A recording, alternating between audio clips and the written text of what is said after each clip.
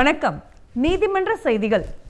தமிழ்நாடு மாநில சட்டப்பணிகள் ஆணைக்குழுவின் செயல் தலைவரும் சென்னை உயர்நீதிமன்றத்தின் மூத்த நீதியரசருமான மாண்புமிகு திரு எஸ் சுந்தர் அவர்களின் உத்தரவின்படி தமிழகத்தில் சிறை மக்கள் நீதிமன்றம் தமிழகம் முழுவதும் உள்ள மத்திய சிறைச்சாலைகள், மாவட்ட சிறைச்சாலைகள் மற்றும் கிளை சிறைச்சாலைகளில் மாவட்ட சட்டப்பணிகள் ஆணைக்குழுக்கள் சார்பில் கடந்த 18/12/2024 அன்று நடைபெற்றது.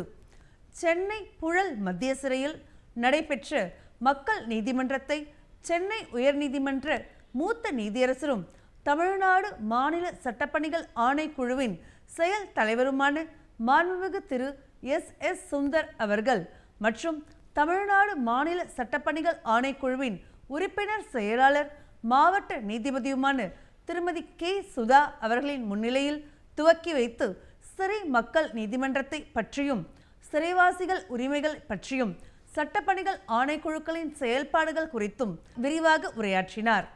மேலும் அன்றைய தினம் மாநிலம் முழுவதும் நடைபெற்ற சிறை மக்கள் நீதிமன்றத்தில் 86 அமர்வுகள் ஏற்படுத்தப்பட்டு மொத்தம் 807 வழக்குகள் பரிசீலனைக்கு எடுத்துக்கொள்ளப்பட்டு அதில் 435 வழக்குகளுக்கு தீர்வு காணப்பட்டதில் அன்றைய தினம் 266 விசாரணை சிறைவாசிகள் விடுவிக்கப்பட்டனர். இந்நிகழ்ச்சியில் திருவள்ளூர் மாவட்ட சட்டப்பணிகள் ஆணைக்குழுவின் தலைவரும் மாவட்ட நீதிபதியுமான திருமதி ஜூலியட் புஷ்பா, காஞ்சிபுரம் மாவட்ட சட்டப்பணிகள் ஆணைக்குழுவின் தலைவரும் முதன்மை மாவட்ட நீதிபதியுமான திருமதி மாவிஸ் தீபிகா சுந்தரவதனா, தமிழ்நாடு சிறைத்துறை அதிகாரிகள், திருவள்ளூர் மாவட்ட சட்டப்பணிகள் ஆணைக்குழுவின் செயலாளர், சென்னை மாவட்ட சட்டப்பணிகள் ஆணைக்குழுவின் செயலாளர், புழல் சிறை கண்காணிப்பாளர்கள் ஆகியோர் கலந்து கொண்டனர். மேலும் அந்தந்த சிறைச்சாலைகளில் நடைபெற்ற நிகழ்ச்சியில் தலைமை குற்றவியல் நீதித்துறை நடுவர்கள் மற்றும் மாவட்ட சட்டப்பணிகள் ஆணைக்குழுவின் செயலாளர்கள், நீதித்துறை நடுவர்கள் ஆகியோர் பங்கேற்றனர். சென்னை உயர்நீதிமன்ற மூத்த நீதியரசரும் தமிழ்நாடு மாநில சட்டப்பணிகள் ஆணைக்குழுவின் செயல் தலைவருமான மாண்புமிகு நீதியரசர் திரு எஸ் சுந்தர் அவர்களின் உத்தரவின்படி தமிழ்நாட்டில் தாலுகா அளவில் உள்ள நீதிமன்றங்கள் முதல் உயர் நீதிமன்றம் வரை உள்ள அனைத்து சட்டப்பணிகள் ஆணைக்குழுக்கள் சார்பில் தேசிய மக்கள் நீதிமன்றம் கடந்த 14/12/2024 அன்று நடைபெற்றது. தேசிய மக்கள் நீதிமன்றத்தில் உயர்நீதிமன்ற சட்டப்பணிகள் குழுக்கள் சென்னை மற்றும் மதுரை சார்பில் 12 அமர்வுகள் ஏற்படுத்தப்பட்டு அதில் மொத்தம் 75 வழக்குகளுக்கு சுமூக தீர்வு காணப்பட்டு தீர்வு தொகையாக ரூபாய் 9,70,70,377 பெற்றுத்தர சுமூக தீர்வு காணப்பட்டது.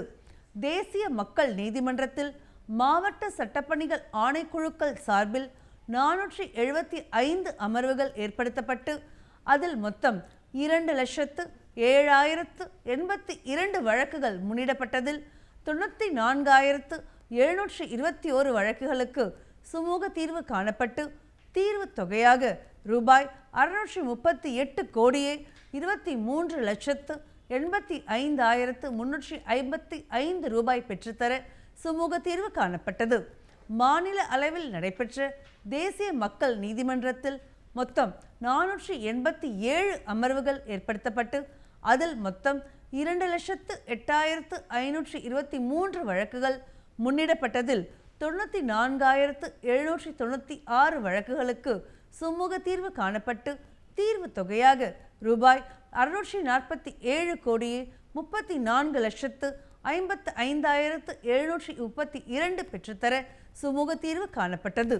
சென்னை உயர்நீதிமன்ற நீதியரசரும் மாநில சட்டப்பணிகள் ஆணைக்குழுவின் செயல் தலைவருமான மாண்புமிகு நீதியரசர் திரு எஸ் சுந்தர் அவர்கள் திருவண்ணாமலை மாவட்டத்திற்கும் மாநில சட்டப்பணிகள் ஆணைக்குழுவின் செயல் உறுப்பினர்களான மாண்புமை நீதியரசர் திரு ஏடி ஜெகதீஷ் சந்திரா அவர்கள் கடலூர் மாவட்டத்திற்கும் மாண்புமை நீதியரசர் திரு எம் தண்டபாணி அவர்கள் கள்ளக்குறிச்சி மாவட்டத்திற்கும் மாண்புமை நீதியரசர் திரு கே ராஜசேகர் அவர்கள் விழுப்புரம் மாவட்டத்திற்கும் சென்று தேசிய மக்கள் நீதிமன்றத்தை தொடங்கி வைத்து பயனாளர்களுக்கு தீர்வு நகல்களை வழங்கினார்கள்.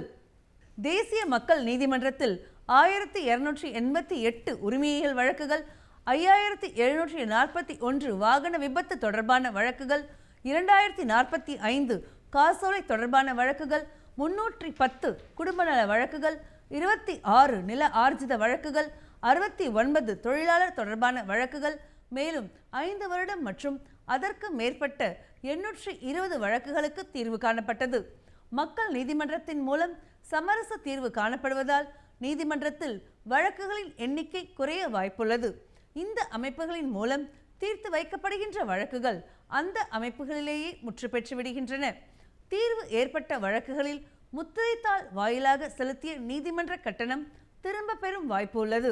வழக்குகளில் தீர்வு கண்டதுடன் அதற்கான தீர்வு நகல் உடனே வழங்கப்படும்.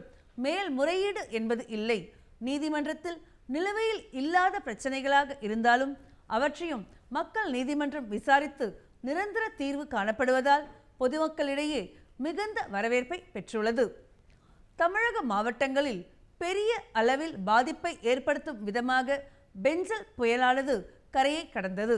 மேற்படி பெஞ்சல் புயலின் சீற்றத்தால் ஏற்பட்ட பாதிக்கப்பட்ட பகுதிகளை தேசிய சட்டப்பணிகள் ஆணைக்குழுவின் நலத்திட்டங்களில் ஒன்றான பேரிடர் பாதிப்புக்கு உள்ளானவர்களுக்கு உண்டான சட்டப்பணிகள் நலத்திட்டத்தினை நடைமுறைப்படுத்தும் விதமாக சென்னை உயர்நீதிமன்ற நீதியரசரும் மாநில சட்டப்பணிகள் ஆணைக்குழுவின் செயல் தலைவருமான மாண்புமிகு நீதியரசர் திரு எஸ். சுந்தர் அவர்கள் திருவண்ணாமலை மாவட்டத்தையும், மாநில சட்டப்பணிகள் ஆணைக்குழுவின் செயல் உறுப்பினர்களான மாண்புமிகு நீதியரசர் திரு ஏ.டி. ஜெகதீஷ் சந்திரா அவர்கள் கடலூர் மாவட்டத்தையும், மாண்புமிகு நீதியரசர் திரு எம். தண்டபாணி அவர்கள் கள்ளக்குறிச்சி மாவட்டத்தையும், மாண்புமிகு நீதியரசர் திரு கே. ராஜசேகர் அவர்கள் விழுப்புரம் மாவட்டத்தையும் நேரில் பார்வையிட்டனர்.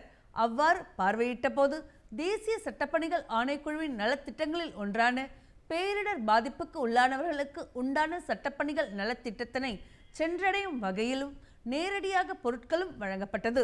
அத்தோடு தேசிய அளவிலான நலத்திட்டத்தை அமல்படுத்தும் விதமாக வேறு என்னென்ன நடவடிக்கைகள் மேற்கொள்ளப்பட்டுள்ளது என்பதையும் பொறுத்து கலந்தாலோசனையில் உரிய அதிகாரிகளுக்கு உரிய விதமான அறிவுரைகள் வழங்கப்பட்டது என்பது குறிப்பிடத்தக்கது. மேலும் பொதுமக்கள் தங்களுக்கு உதவி ஏதேனும் தேவைப்பட்டால் மாவட்ட சட்டப்பணிகள் ஆணைக்குழுவினை அணுகலாம் என்று கேட்டுக்கொள்ளப்பட்டது. நலத்திட்டங்களானது அரசு அதிகாரிகளால் செயல்படுத்த வேண்டியதாக இருந்தாலும் கூட தேசிய சட்டப்பணிகள் ஆணைக்குழுவால் ஏற்றப்படுத்தப்பட்ட நலத்திட்டமானது அரசு திட்டங்கள் எந்த அளவிற்கு செயல்பட்டு வருகிறது என்பதை அறியும் வகையில் அமைந்ததால் 4 நீதியரசர்களும் 14/12/2024 அன்று ஒரே தினத்தில் புயலால் பாதிக்கப்பட்ட மாவட்டங்களை நேரடியாக பார்வையிட்டு உரிய அதிகாரிகளை சந்தித்து நடவடிக்கை எடுத்துள்ளார்கள் என்பதும் குறிப்பிடத்தக்கது. மாண்புமிகு உச்சநீதிமன்றமானது கடந்த 10/12/2024 ஏற்படுத்தியுள்ள ஜீவனாம்ச வழக்கிலான தீர்ப்பானது சமுதாய கவனத்தை ஈர்க்கும் விதமாக அமைந்துள்ளது. ஜீவனாம்ச வழக்கு என்றாலே பொதுவாக கணவரை துன்புறுத்துவதற்காக மனைவிகள் எடுக்கும் ஆயுதமாக சமுதாயத்தில் பகுதியினரால் பார்த்து வருகிற நிலையில் திருமணமாகி குறுகிய காலம் மட்டும் வாழ்ந்து பின்னர் 20 வருடங்களுக்கு மேலாக பிரிந்து வாழக்கூடிய தம்பதியினருக்கிடையே ஏற்பட்ட விவாகரத்து மற்றும் ஜீவனாம்சம் ரீதியான வழக்குகளில் விசாரணை நீதிமன்றமானது விவாகரத்து வழக்கானது தள்ளுபடி செய்யப்பட்ட நிலையில் அது குறித்து தெளிவுபடுத்த மனைவிக்கும் குழந்தைக்கும் செலுத்தப்பட வேண்டிய ஜீவனாம்ச தொகையை தீர்மானித்து உத்தரவிட்டிருந்த நிலையில் மேற்படி உத்தரவால் பாதிக்கப்பட்டதாக இரு தரப்பினருமே உயர்நீதிமன்றத்தின் முன்பாக மேல்முறையீடு தாக்கல் செய்யப்பட்டு உயர்நீதிமன்றத்தின் தீர்ப்பில் திருப்தி அடையாமல் உச்சநீதிமன்றத்தை அணுகிய நிலையில் மேற்படி வழக்கானது உச்சநீதிமன்றத்தின் முன்பு விசாரணைக்கு வந்துள்ளது. மேற்படி வழக்கை விசாரித்த மாண்புமிகு நீதியரசர்கள் ஜே. விக்ரம்நாத், பிரசன்னா பி. வரேல் அடங்கிய அமர்வானது தனது தீர்ப்புரையில் சம்பந்தப்பட்ட மேல்முறையீட்டில் கண்ட மனைவி மற்றும் அவரது மகனுக்கான ஜீவனாம்சத்தை பற்றி தெளிவுபடுத்தும் விதமாக தீர்ப்புரையை எழுதி இருந்தாலும் அதில் குறிப்பிடத்தக்க விதமாக ஒரு மனைவிக்கு கணவன் கொடுக்கும் ஜீவனாம்சம் என்பது கணவனுக்காக வழங்கும் தண்டனை அல்ல. கணவரின் வருமானம், மனைவியின் வருமானம், மனைவி மற்றும் கணவரின் கல்வி தகுதி, இருவரின் குடும்ப சூழ்நிலை, சமுதாய நிலை ஆகியவற்றை கருத்தில் எடுத்தே ஜீவனாம்சமானது தீர்மானிக்கப்பட வேண்டும் என உச்சநீதிமன்றத்தில் பல்வேறு தீர்ப்புகளில் எடுத்துக்காட்டப்பட்டுள்ளதாகவும் மேற்படி நெறிமுறைகளை பின்பற்றி ஜீவனாம்சம் தீர்மானிப்பது என்பது ஒருவரின் மனைவி இந்த சமுதாயத்தில் கௌரவமாக வாழ்வதற்காக கொடுக்கப்படும் உதவியே தவிர கணவனுக்கான தண்டனை அல்ல என்பதை தெளிவுபடுத்தும் விதமாக தங்களது தீர்ப்புரையில் குறிப்பிட்டுள்ளனர். மேற்படி தீர்ப்பானது சமுதாயத்தின் பார்வைக்கு கொண்டு வரப்பட வேண்டிய அவசியம் இருப்பதாகவும் ஜீவனாம்சம் கோரும் வழக்குகள் சார்ந்தும் ஜீவனாம்சம் கேட்கும் மனுதாரர்களை சார்ந்தும் மனுதாரர்களின் உரிமையை சார்ந்தும் சமுதாயத்திற்கு உள்ள கண்ணோட்டத்தை தெளிவுபடுத்தும் விதமாக மேற்படி தீர்ப்பானது அமைந்துள்ளது என்பது சிறப்பு. இத்துடன் நீதிமன்ற செய்திகள் நிறைவடைகிறது. நன்றி, வணக்கம்.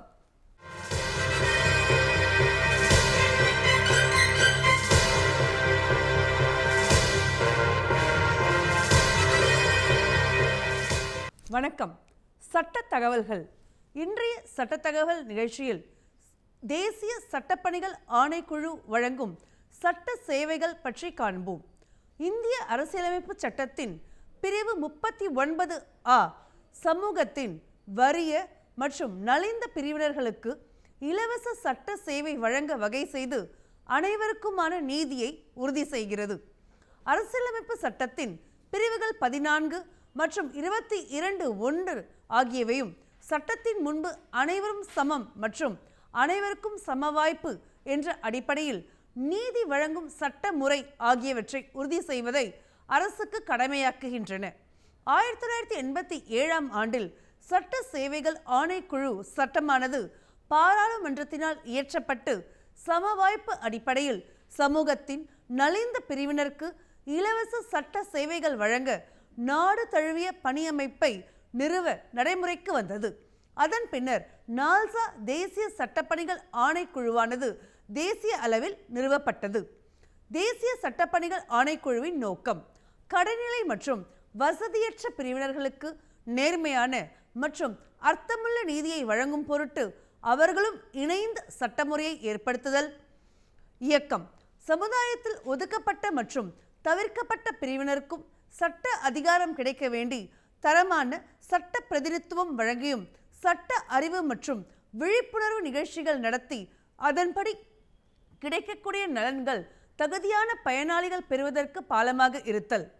மக்கள் நீதிமன்ற அமைப்புகள் மற்றும் மாற்றுமுறை தீர்வு இயக்கங்களை பலப்படுத்தி அதன் மூலம் எளிமையான, விரைவான மற்றும் செலவில்லாமல் பிரச்சனைகளுக்கு தீர்வு காண்பதும் சமுதாயத்தில் ஏழ்மையான மற்றும் குறைவான சலுகைகள் பெறும் பிரிவினருக்கும் உதவி செய்து அதன் மூலம் நீதித்துறையின் விசாரணை பளுவை குறைக்க உதவியாக இருத்தல். தேசிய சட்டப்பணிகள் ஆணைக்குழு மற்றும் மாநில சட்டப்பணிகள் ஆணைக்குழுக்கள் அமைப்பு.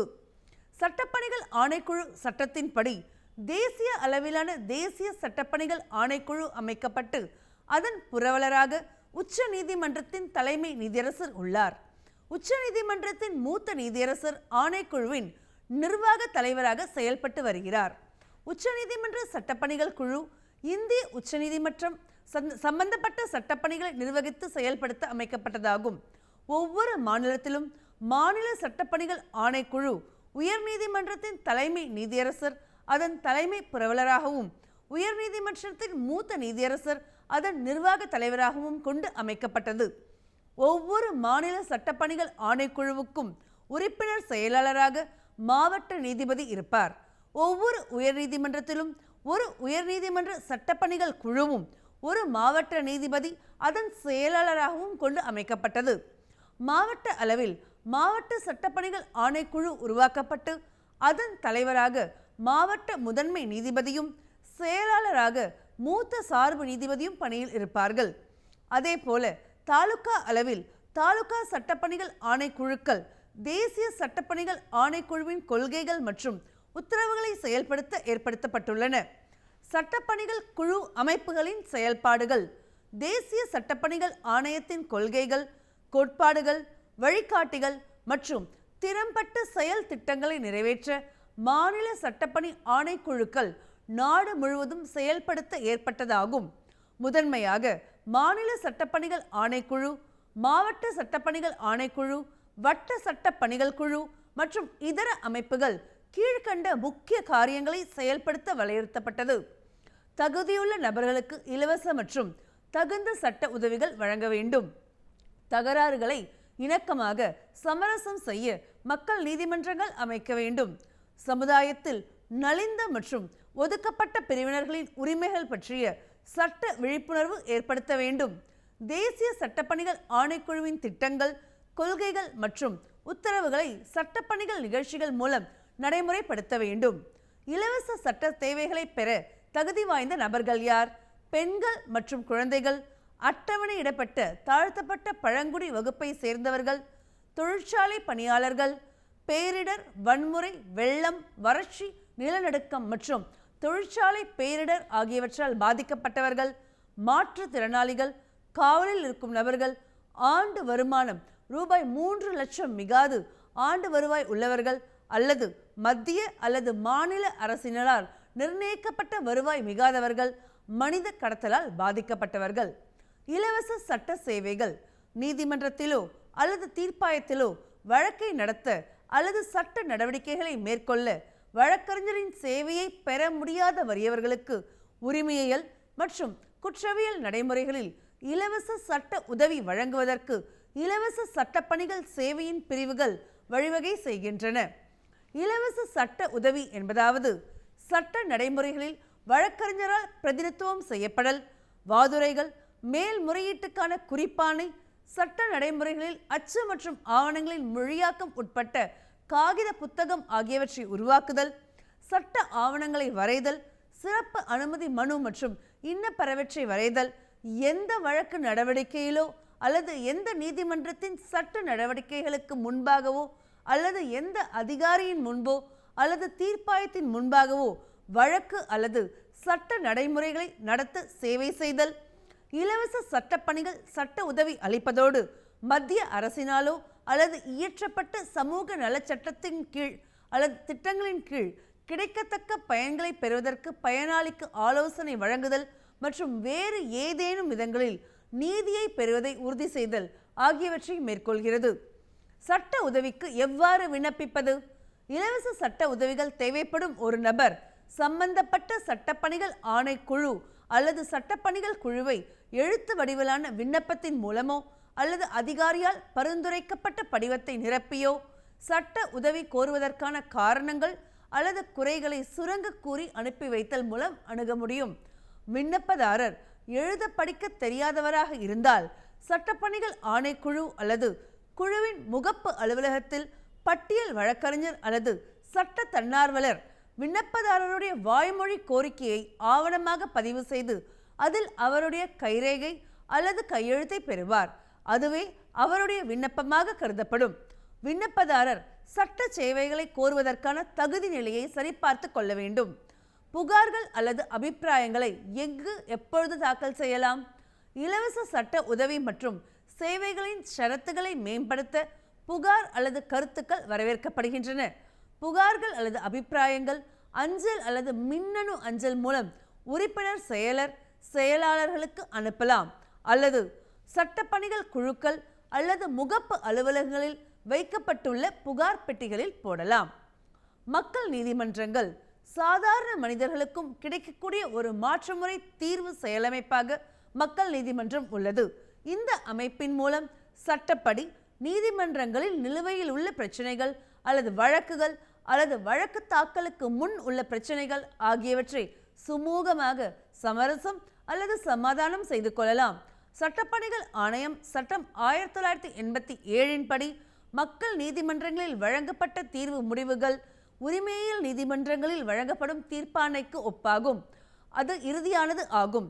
அனைத்து தரப்பினர்களையும் கட்டுப்படுத்துவதுடன் அதற்கெதிராக எந்த நீதிமன்றத்திலும் மேல்முறையீடு தாக்கல் செய்ய இயலாது. மக்கள் நீதிமன்றங்களை சட்டப்பணிகள் ஆணையம் மற்றும் குழுக்கள் 1987 வருட சட்டப்பணிகள் ஆணைய சட்டப்பிரிவு 19 படி நீதிமன்றங்களில் முன்பாக நிலுவையில் உள்ள வழக்குகளில் சமரசம் செய்யவும் மற்றும் வழக்கு தாக்கலுக்கு முன் உள்ள பிரச்சனைகளில் தீர்வு காண நடத்தப்பட்டு வருகிறது. மக்கள் நீதிமன்றத்தில் கீழ்கண்ட பிரச்சனைகளுக்கு தீர்வு காண எடுத்துக்கொள்ளப்படலாம். திருமண குடும்ப பிரச்சனைகள், சமரசம் செய்யக்கூடிய குற்ற வழக்குகள், நில ஆக்கிரமிப்பு வழக்குகள், தொழிலாளர் பிரச்சனைகள், தொழிலாளர்களுக்கான இழப்பீடு வழக்குகள், வங்கி மீட்பு வழக்குகள், தேசியமயமாக்கப்பட்ட பன்னாட்டு மற்றும் தனியார் வங்கிகள், ஓய்வூதிய வழக்குகள், வீட்டு வசதி வாரியம் மற்றும் குடிசை மாற்று வாரிய வழக்குகள் மற்றும் வீட்டு கடன் வழக்குகள், நுகர்வோர் குறை வழக்குகள், மின்சார வழக்குகள், தொலைபேசி ரசீது வழக்குகள், வீட்டு வரி உள்ளிட்ட நகராட்சி வழக்குகள், பாகப் பிரிவினை, அனுபவத்தை திரும்ப பெறுதல், வாடகை பிரச்சனைகள், வசதி உரிமை பிரச்சனைகள், ஒப்பந்தம் மற்றும் இதர பிரச்சனைகள் உள்ளிட்ட உரிமையியல் பிரச்சனைகள், கட்டாய சட்ட முன்னமைப்பு முறைகள் மற்றும் இசைவிணக்க தீர்வு மூலம் பொது பயன்பாட்டு பணிகள் சம்பந்தப்பட்ட பிரச்சனைகளுக்கு சமரச தீர்வு காணும் நோக்கத்தில் 1987 வருட சட்டப்பணிகள் ஆணைக்குழுக்கள் சட்டத்தில் அத்தியாயம் 6A 2002 வருடம் சேர்க்கப்பட்டது. பொது பயன்பாட்டு சேவைகள் என்பது போக்குவரத்து சேவைகள், அஞ்சலக தந்தி மற்றும் தொலைபேசி சேவைகள், மின்சார விநியோகம் அல்லது பொதுமக்களுக்கு தண்ணீர், பொது சுகாதாரம், பொது பராமரிப்பு அமைப்புகள் அல்லது சுகாதாரம், மருத்துவமனை அல்லது மருந்தக சேவைகள் அல்லது காப்பீட்டு சேவைகள் மற்றும் கல்வி நிறுவனங்கள், ரியல் எஸ்டேட் என்பதாகும். இதன் தொடர்பாக நிரந்தர மக்கள் நீதிமன்றங்கள் அநேக மாநிலங்களில் அமைக்கப்பட்டுள்ளன. சட்ட விழிப்புணர்வு நிகழ்ச்சிகள். சட்டப்பணிகள் அமைப்புகள் சமுதாயத்தில் நலிந்த மற்றும் ஒதுக்கப்பட்ட பிரிவினருக்குரிய உரிமைகள் சம்பந்தமாக சட்ட அறிவு மற்றும் விழிப்புணர்வு நிகழ்ச்சிகள் நடத்த கடமைப்பட்டுள்ளன. இந்த விழிப்புணர்வு மற்றும் சட்ட அறிவு நிகழ்ச்சிகள் மாநகரங்கள் மற்றும் நகரங்களில் மட்டுமின்றி கிராமங்கள் மற்றும் தொலைதூர பகுதிகளிலும் நடத்தப்படுகிறது. சட்ட அறிவு குழுக்கள் மற்றும் உதவி மையங்கள் பள்ளிகளிலும் கல்லூரிகளிலும் அமைக்கப்பட்டுள்ளன. சட்ட விழிப்புணர்வு நிகழ்ச்சிகள் குழந்தைகள், மூத்த குடிமக்கள், ஒருங்கிணைக்கப்படாத தொழிலாளர்கள், மாற்று பாலினத்தவர், சிறைவாசிகள், மனநலம் குன்றியவர்கள், ஊனமற்றோர், பேரழிவால் பாதிக்கப்பட்டவர்கள், பெண்கள் ஆகியோரது அடிப்படை உரிமைகள் மற்றும் அடிப்படை கடமைகள் ஆகிய பிரச்சனைகளை உள்ளடக்கியதாகும். தேசிய சட்டப்பணிகள் ஆணைக்குழுவால் ஏற்படுத்தப்பட்ட செயல் திட்டங்கள். தேசிய சட்டப்பணிகள் ஆணைக்குழு நால்சா சட்டப்பணிகள் ஆணைக்குழுக்களின் பணிகளை திறமையாக செய்ய பல வகையான ஒழுங்குமுறைகள் உருவாக்கி அதனை செயல்படுத்தி வருகிறது. அதன் மூலம் தங்களுடைய முக்கிய செயல்பாடுகள் மற்றும் திட்டங்களை திறம்பட தடுப்பு மற்றும் தேவைக்கேற்ப செய்து வருகிறது. தேசிய சட்டப்பணிகள் ஆணைக்குழு திட்டங்கள். சட்டப்பணிகள் ஆணைக்குழுக்கள் மூலமாக பேரிடர் பாதிப்பாளர்களான சட்டப்பணிகள் திட்டம், தேசிய சட்டப்பணிகள் ஆணைக்குழு ஆள்கடத்தல் மற்றும் வணிக ரீதியான பாலியல் சுரண்டலால் பாதிக்கப்பட்டவர்கள் திட்டம் 2015, தேசிய சட்டப்பணிகள் ஆணைக்குழு நட்பான முறையில் குழந்தை சார்ந்த சட்ட சேவைகள் மற்றும் குழந்தைகளின் பாதுகாப்பு திட்டம் 2015, தேசிய சட்டப்பணிகள் ஆணைக்குழு அமைப்புசாரா பிரிவில் உள்ள தொழிலாளர்களுக்கான சட்ட சேவைகள் திட்டம் 2015, தேசிய சட்டப்பணிகள் ஆணைக்குழு மலைவாழ் பழங்குடியின மக்களின் உரிமைகள் பாதுகாப்பு மற்றும் நடைமுறைப்படுத்துவது திட்டம் 2015, தேசிய சட்டப்பணிகள் ஆணைக்குழு மன நோயாளிகள் மற்றும் மன இயலாமை உடைய நபர்களுக்கான சட்டப்பணிகள் திட்டம் 2015, தேசிய சட்டப்பணிகள் ஆணைக்குழு போதைப் பொருள் முறைகேடாக பயன்படுத்துபவர் மற்றும் போதை மருந்து ஒழிப்பில் உள்ள அச்சுறுத்தலுக்கான சட்ட சேவைகள் திட்டம் 2015, தேசிய சட்டப்பணிகள் ஆணைக்குழு திறம்பட செயல்படுத்தும் வறுமை ஒழிப்பு திட்டம் 2015, தேசிய சட்டப்பணிகள் ஆணைக்குழு திராவக வீச்சால் பாதிக்கப்பட்டவர்களுக்கான சட்டப்பணிகள் திட்டங்கள் 2016, தேசிய சட்டப்பணிகள் ஆணைக்குழு மூத்த குடிமக்களுக்கான சட்ட சேவைகள் திட்டங்கள் 2016, தேசிய சட்டப்பணிகள் ஆணைக்குழு மாற்றுத்திறனாளி குழந்தைகளுக்கான சட்டப்பணிகள் திட்டம் 2021. நேயர்களே, சட்டம் சம்பந்தமான செய்திகளை அனுப்ப வேண்டிய முகவரி: உறுப்பினர் செயலாளர், தமிழ்நாடு மாநில சட்டப்பணிகள் ஆணைக்குழு, வடக்கு கோட்டை சாலை, சென்னை உயர்நீதிமன்ற வளாகம், சென்னை 600104. இந்நிகழ்ச்சிகளை யூடியூபில் பார்க்க டிடி தமிழ் நீதிமன்ற செய்திகள் என்ற பக்கத்தில் பார்க்கலாம். மேலும் சட்ட உதவிக்கு தேசிய சட்டப்பணிகள் ஆணைக்குழு உதவி எண் 15100 என்ற எண்ணை தொடர்பு கொள்ளவும். இத்துடன் சட்ட தகவல்கள் நிறைவடைகிறது. நன்றி, வணக்கம்.